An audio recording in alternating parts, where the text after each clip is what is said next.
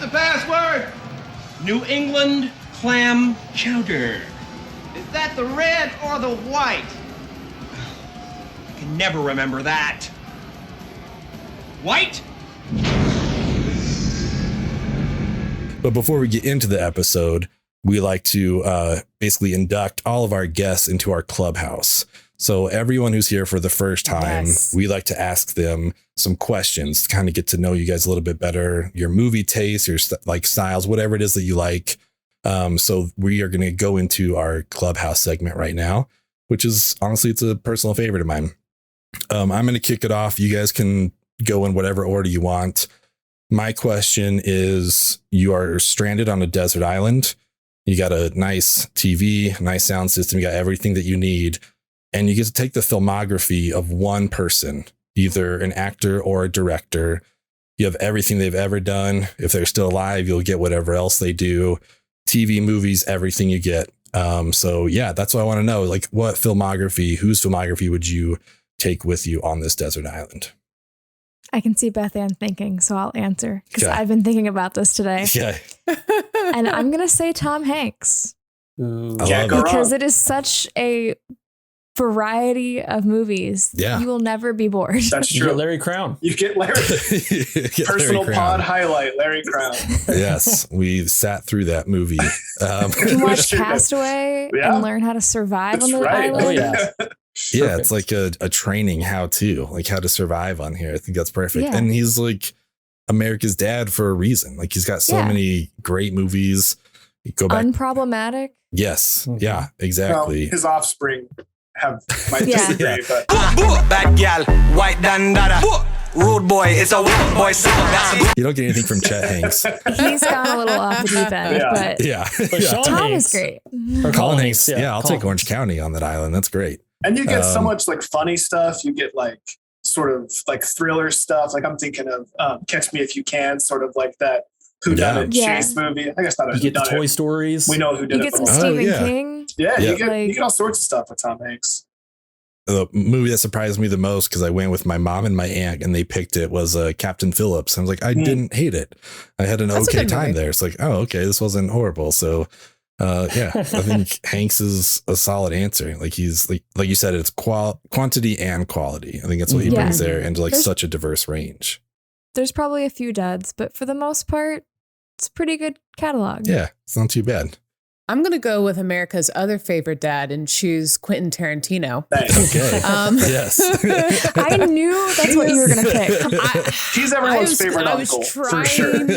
Yes. He's the uncle that comes to a barbecue in his 1965 Chevrolet. Yeah. He pulls out a cigarette and he gives the kid $20. Yeah. And he says, stories. don't you dare spend it on Amazon. That is Quentin Tarantino. Don't tell your parents. Yes. Yeah, exactly.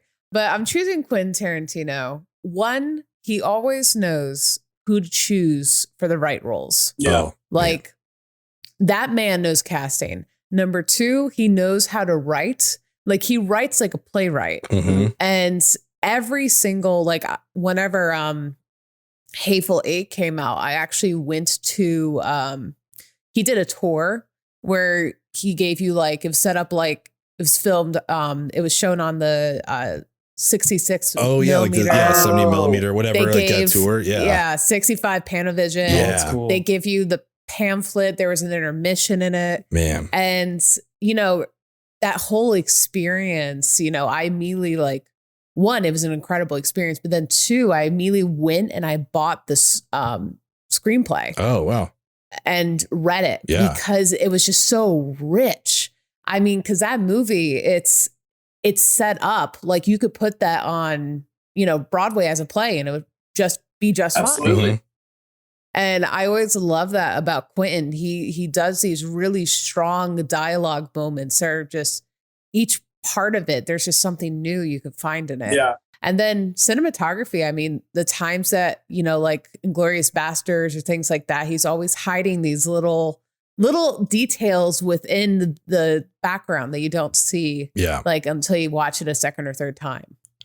He builds a world for sure. It's one of my favorite things about Tarantino is every movie that he makes has a specific world that like, you know, there's a lot of like cinephile argument about like the overall Tarantino universe and how they all connect because of certain products in his movies and stuff. Right. But even in spite of that, like every movie seems like its own place, its own world, its own universe. And I mean, there's a lot of filmmakers that can do that, but his worlds he creates are so uniquely his that it's a lot of fun for sure. He truly is a director devoted to his craft in a very unique way. Like I heard he doesn't even have a cell phone. Like he's that committed. Like, I don't know if that's true or not, but that is what I have heard. But he's just so committed to what he does. And, you know, he's only making 10 films. So we only have one more. Yeah.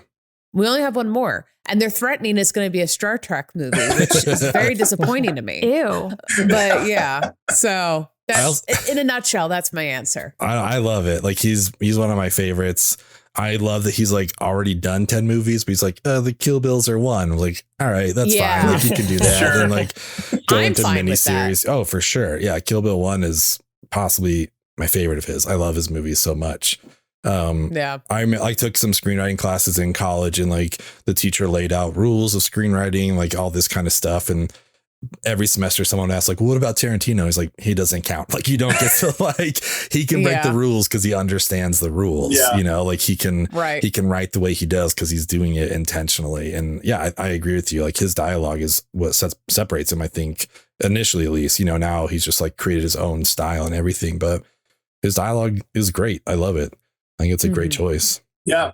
Phenomenal choice. And it leads really well into my question, talking about the 65 millimeter or 70 millimeter release tour or whatever. Because I just want to hear about your favorite movie experiences. You know, we started this podcast obviously because we love movies, but one of the things I love most about movies is the experience of them, you know, going to theaters, whether it's premieres or just movies with a fun crowd or whatever the case may be. So I just want to hear about some of your favorite experiences watching movies. I'll throw to Leah first.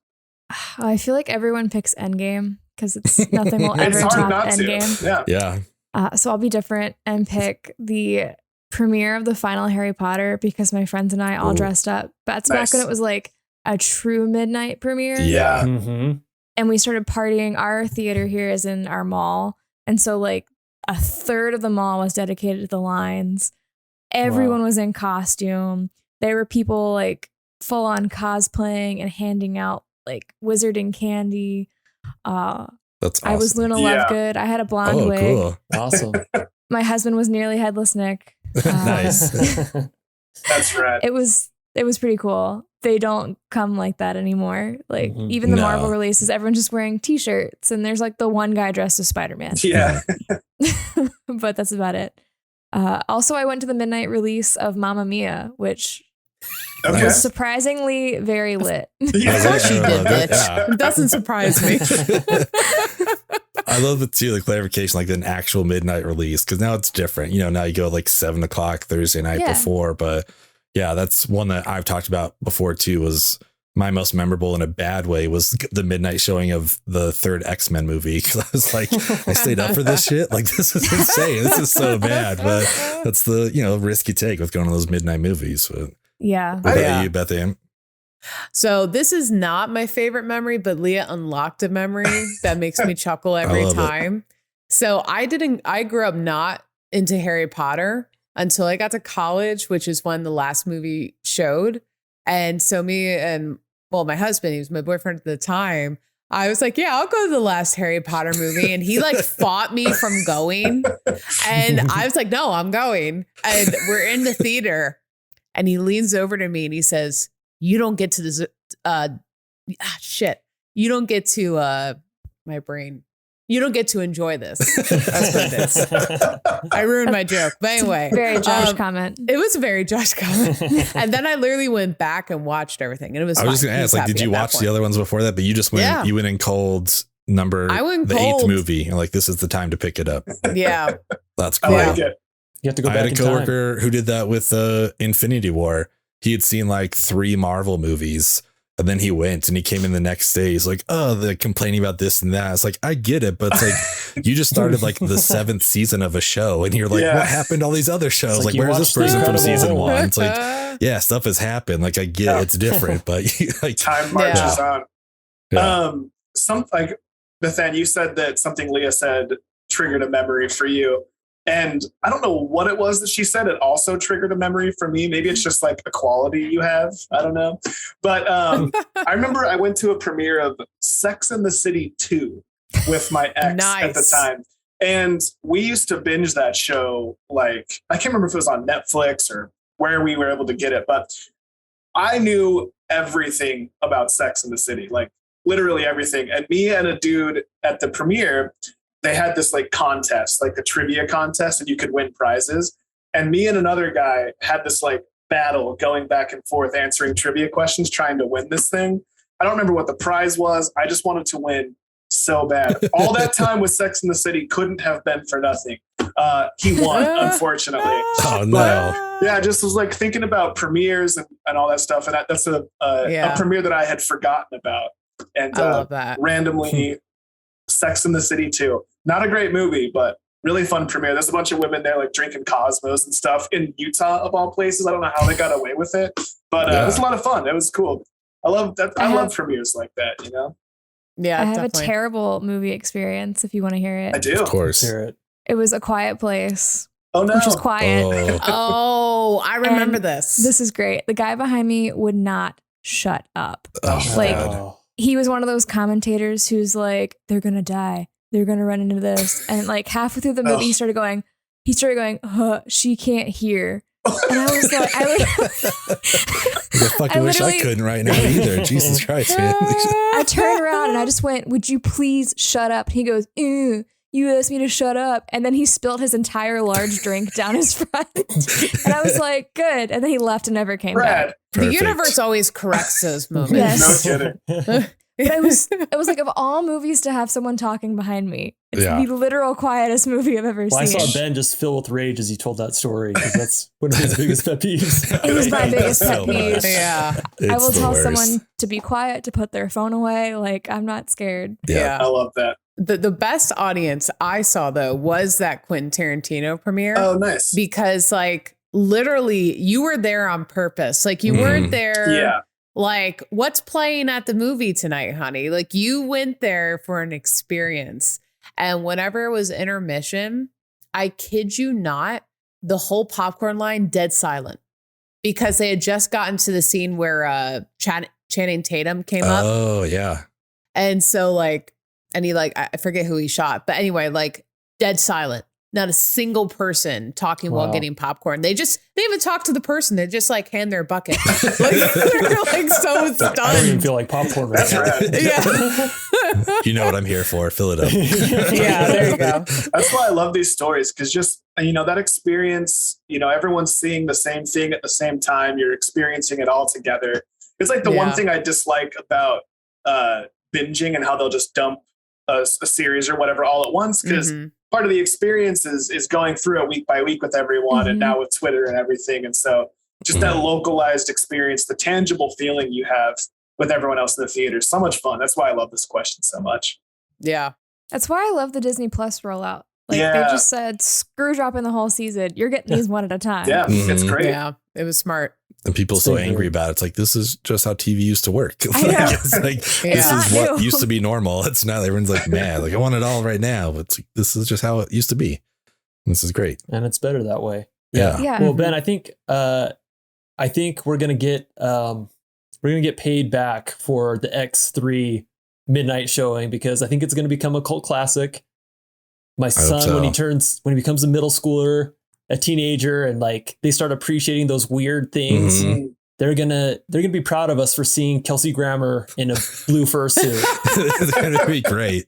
It's the next gen Star Wars. I mean, Yeah, exactly. just look how Shrek has aged. Like it's True. become like the awesome It's a cult. nostalgic moment. Yeah. It's a cult. X3 is only a couple years after That's Shrek. right. It's sure to, the cycle is sure to repeat. We're almost there. As long as it doesn't turn into like a pro Brett Ratner discourse, I'm fine with it. Like, we can talk about the movie, but let's leave Brian Singer and Brett 10 years Ratner from out now, of we'll this. be wearing X3 memorabilia. Yeah. It'll be cool. Oh, just like a shirt that says, "I'm the juggernaut, bitch." Like, oh, that was such a classic line. It's so good. Oh my God. So I guess, at that point, X3 will have become an unsung gem, which is a perfect segue into my question, which for those of you who are new to the pod, who haven't listened to these Clubhouse questions, an unsung gem is something we've branded here on the pod. It's essentially that movie that you absolutely love, that either you feel is underappreciated by the masses or by your friends, that you feel no one else has like really seen. But it's that movie that you just, for whatever reason, just can't get enough of, that you would take to the grave. You would die on that hill. And so my question for you guys is, what's your unsung gem? You're going to have to go first, Leah. That's okay. I'm ready. I'm not always ready. Lilo and Stitch. Nice. Ugh. I That's a literally great have one. Ohana tattooed on my foot. Like, That's a great pick. That was My one of my pick. sister's favorite movies growing up. And I actually never saw it. I still haven't. So You now need to watch it. Yeah. It's so good. I just It's realized been that. one of my favorite movies since it came out when I was 10. I wanted to learn to surf so bad because of this movie, but it still holds up the test of time. Like, I still watch it like once a year, and I'm like, Nice. this is just a really good, cute movie. Like, it didn't get the attention it deserved at the time because it was during the fall of Disney, Yeah. around the Treasure Planet era, and they just had no money to market it. But it's so good. It really Yeah. is. I think Also- it fits this. Oh, I'm sorry. Go ahead. Oh, so also Coco. Yes. Coco yeah. is good. Forever be one of my favorite movies, Mhm. and like most of my friends haven't seen it, and they're like, it just looks dumb. And I'm like, You look dumb. how are we friends? You look dumb now. You're not friends anymore. Wait, did you ever learn to surf though?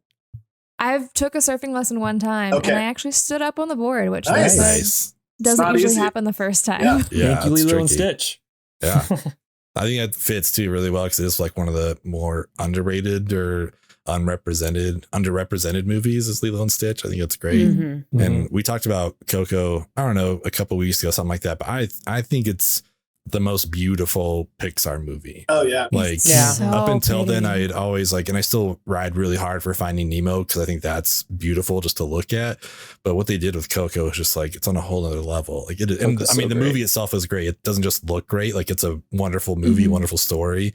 But I think that was really just like putting that up against the first Toy Story. You can really just see how far they've come. It's so beautiful. And a really great music movie. And now that I'm thinking about it, I don't remember what I put on my music movie Rushmore, but Coco might need to sneak on there because Might That need was- to. I don't know why. Maybe it's just because they sing the same song a lot. I don't think of it as like a music movie. It's got a but lot of good music. It That thing you does. do does the same Mhm. thing, man. That's true. Real true. tearjerker. Coco, not Yes. that thing you do. I was not That thing you do is prepared. great. It's, Mhm. Was not prepared when I saw Coco. My Right? mom and I actually saw it at Downtown Disney in Disney World. We were down there on vacation, and it It's was a terrible movie to watch with your parents. Well, also Right? it was like 2 months after my papa had been diagnosed with cancer, and so I go with, and we come out and we're like literally sobbing, like Oh, full my makeup gosh. down our faces, and we're like, God. we didn't plan to be this sad on vacation. Yeah, right? this is Yeah. not the happiest place on earth at all. Okay, I got 2 movies. Yes. Let's hear it. First one, The Big Lebowski. Are you employed, Mr. Lebowski? Well, wait, let me explain something to you. I am not Mr. Lebowski. You're Mr. Lebowski. I'm the dude. So that's what you call me, you know? That or his dudeness or duder or, El Duderino if you're not into the whole brevity thing.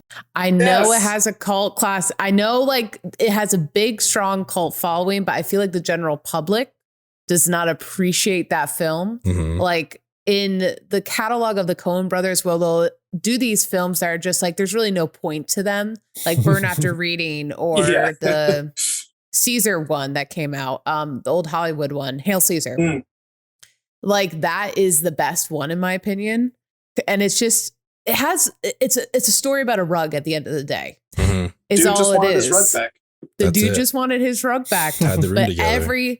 every single line in that film is just any moment John Goodman opens his mouth, it is just pure gold.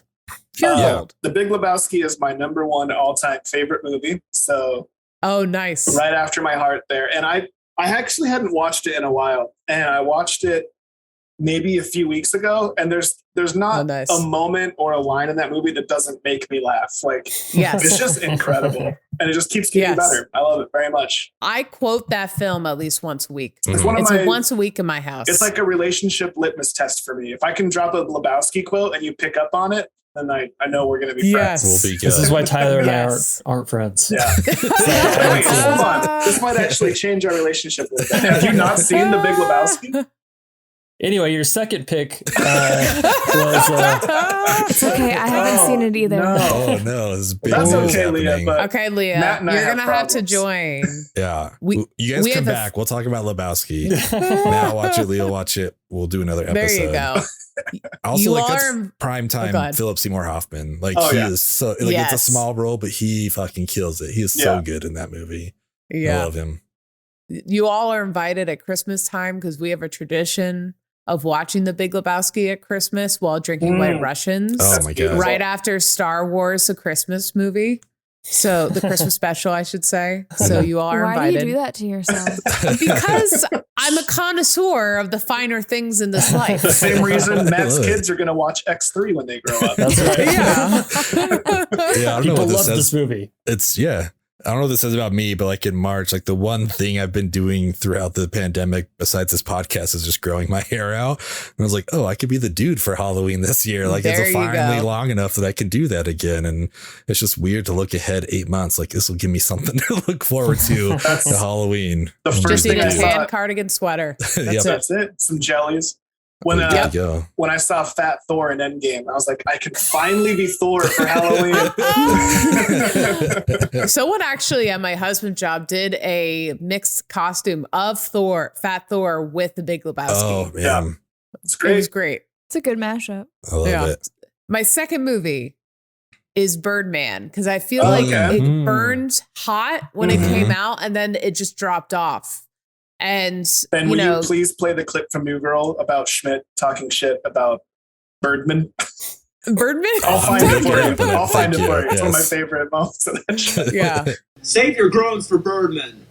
But what like it's just exhilarating from start to finish. And it's because it's a one shot, right? Yeah. And you just like you're on the edge of your seat. Like I was in a hotel room watching it, but even then I was like ripping the pillow because I'm like, what the hell is, Michael Keaton gonna do? Yeah. Like what's he gonna do next? But And the incredible drum Man. soundtrack just kind of driving you through it, like yes. that frenetic, chaotic Yeah. feeling you have through the whole thing. It's really fun. It's a fun Yeah. movie to watch. There's a lot of Oh, it's a great movie. people have a lot And, of problems with it for whatever reason. I don't know why, because it's just like an interesting watch.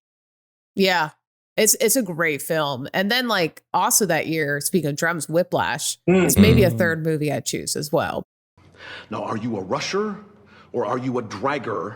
Or are you going to be on my fucking time? I'm going to be on your time. Whiplash. Because that also is like a Yeah. thrilling experience start to finish. Like when the car crash happened, I literally gasped Yeah. because I was just feeling the tension the entire time. Leah, are you pro Birdman? I saw a head shake when that I got didn't- mentioned. That was one of the few years that my friend in college and I decided to watch all of the Best Picture nominees, and I didn't like that one. Yeah. Whiplash was fine. I didn't like Birdman, I love it. but that like class of movies will always have like a special place though, because that they did these video montages of kids do the Oscars, and the one for Whiplash was like, I have to be the best. And that was it. Oh, I love the end of Whiplash so much. It's so Yeah. good. Like, I mean, I love that whole movie as some kind of a drummer, I guess. Like, I really connected to that movie, and I was like, man, this is, I don't know. I loved it. I thought it was so good. It's a great movie. It's a great pick. Mhm. Yeah, I mean, I think everything was a great pick. Thank you guys so much for answering our questions. Like, I think it's, unanimous between all of us. This is the favorite thing that we do when we get to meet people. It's just like, this discussion is so much fun because you kind of get an idea of like your tastes and what you like in movies and all that kind of stuff. So Now Thank you you're so officially in the club. You're in the Awesome. club. Do I get a little pin? Put this in your Twitter Three films and a Yeah. podcast pin. We should start we doing that for should sure. do that. We need Yes. to do that. We'll get on that for sure. Season Now you're- 2. Update your resume. You're in the 3 films and a podcast Clubhouse. Accomplishments. Accomplishments, special achievements. You can put us down for a referral if you need. You True. know, you can call these guys. We're They know gonna- me. Good. I'm gonna add a section to our website that's like awards and recognition. And that's Please it. do. That's all we got. Please do. That would make me very happy.